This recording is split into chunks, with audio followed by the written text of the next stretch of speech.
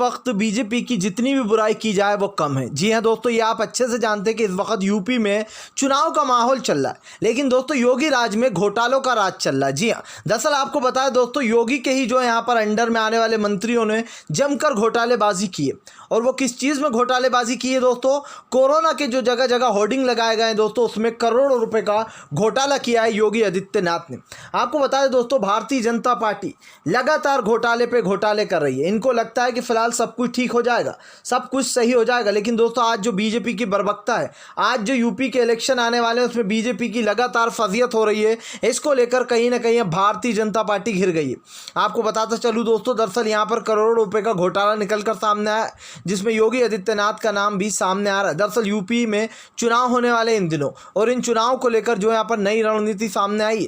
लेकिन फिलहाल जो योगी आदित्यनाथ ने कर डाला घोटाला, चुनाव से पहले बड़ा घोटाला, इधर दूसरी तरफ बीजेपी में ही दोस्तों फूट मच गई है। क्या कुछ हो रहा है बीजेपी में, चलिए हम आपको बताते हैं। दरअसल दोस्तों आपको बता दें, आने वाले चुनाव में भारतीय जनता पार्टी की करारी हार हो रही है। सर्वे के द्वारा दोस्तों आपको बता दें 100 सीटों पर बीजेपी सिमट कर रह जाएगी। बताया जा रहा है कि अखिलेश यादव जो समाजवादी पार्टी है दोस्तों, इस वक्त सर्वे में सबसे आगे चल रही है।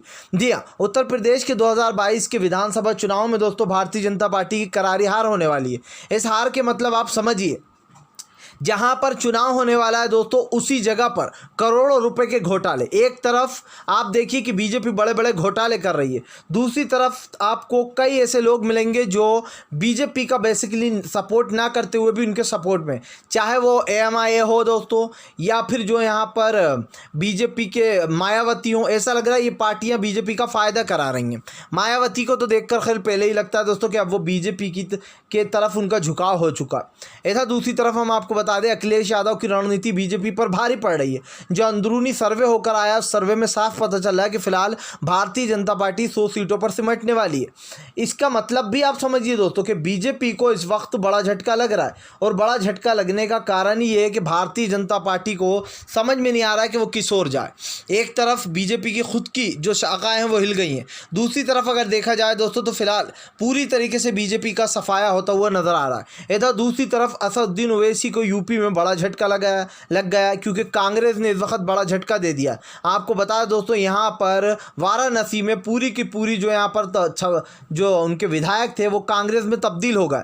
अब आप सोचिए, असदुद्दीन ओवैसी को पिछली बार उन्होंने 38 सीटों पर चुनाव लड़ा था, और इस 38 सीटों पर चुनाव लड़ने के बाद दोस्तों उनकी जमानत तक जब्त हो गई थी, उन्हें वोट ही नहीं मिले थे। लेकिन अब की बार असद ओवैसी 120 से 125 सीटों पर चुनाव लड़ रहे हैं। सवाल ये है कि क्या यूपी का मुसलमान असदुद्दीन ओवैसी को वोट देगा? क्या योगी की साजिश कामयाब हो पाएगी? क्योंकि दोस्तों योगी आदित्यनाथ ने फ़ौरन जो है असदुद्दीन ओवैसी का चैलेंज एक्सेप्ट कर लिया था, और कहा था कि फ़िलहाल हम ओवैसी जी एक बड़े नेता, उनका चैलेंज एक्सेप्ट करते हैं, हमारी जीत होगी और हम सीटें भी जीतेंगे अच्छी खासी।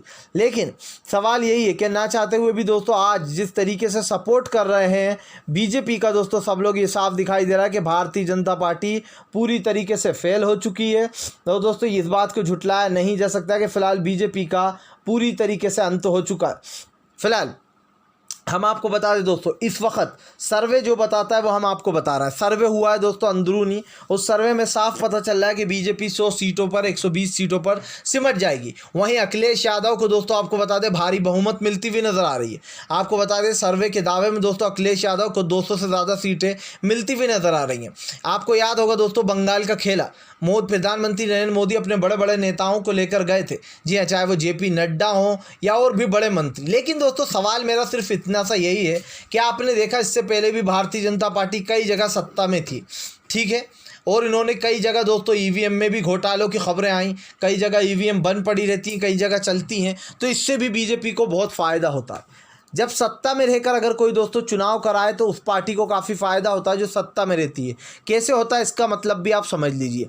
देखिए दोस्तों, अगर आपकी सत्ता है यूपी में, समझ लीजिए इस वक्त सीएम योगी की, तो योगी दोस्तों अपने हिसाब से चुनाव को किसी भी तरफ मोड़ सकता है। उसके पास अभी योगी आदित्यनाथ का पैसा है, बल है, छल है, योगी आदित्यनाथ अभी कुछ भी कर सकते हैं। एक तरीके से चुनाव को, जैसे कि मोदी जी ने 3 चरण के चुनाव को दोस्तों बंगाल में 8 चरणों में करा दिया। इसका क्या मतलब निकलता है? क्या ये नाम नहीं माना जाए कि फिलहाल प्रधानमंत्री नरेंद्र मोदी दबाव बना रहे थे कोर्ट जो चुनाव आयोग के ऊपर, और इस बात को झुटलाया भी नहीं जा सकता है दोस्तों कि चुनाव आयोग पूरी तरीके से मोदी आयोग में तब्दील हो चुका है। फिलहाल तो ये है कि वीडियो पसंद आए तो इसको लाइक कर दीजिए। चैनल पे पहली बार आए तो सब्सक्राइब करने के साथ साथ पास में एक घंटी आएगी, उसको भी दबा दें ताकि हर वीडियो की अपडेट आपको मिल पाए।